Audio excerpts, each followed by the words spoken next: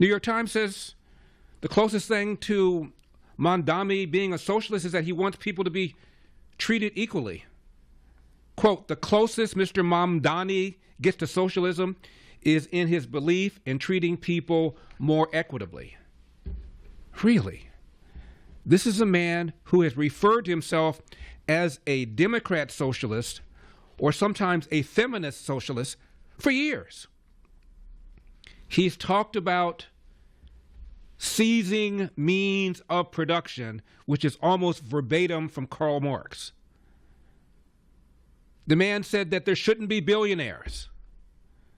But the New York Times is telling us he is not a socialist. Mr. Trump, says the New York Times, has called him 100% communist lunatic, close quote, but he's not. Don't be unfair to Mr. Mamdani, says the New York Times. Okay, he may have some socialistic views, but that's different from being a socialist. Mr. Mamdani is a Democrat socialist, which means his beliefs are similar to those of socialists, but not exactly the same.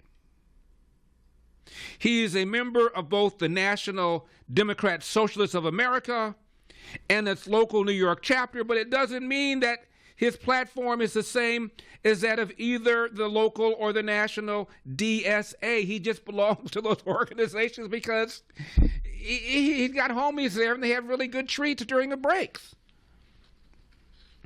And then they say, well, what is socialism anyway? Socialism is a doctrine that calls for public control of property and natural resources. Isn't this the same guy who wants government-run grocery stores? What does it take? He's not a socialist, said the New York Times, even though he calls himself a Democrat socialist, and Bernie Sanders calls himself a Democrat socialist, and Bernie Sanders endorses him, but that doesn't mean he's a socialist, because a Democrat socialist is different from a regular old socialist. It's just very, very different.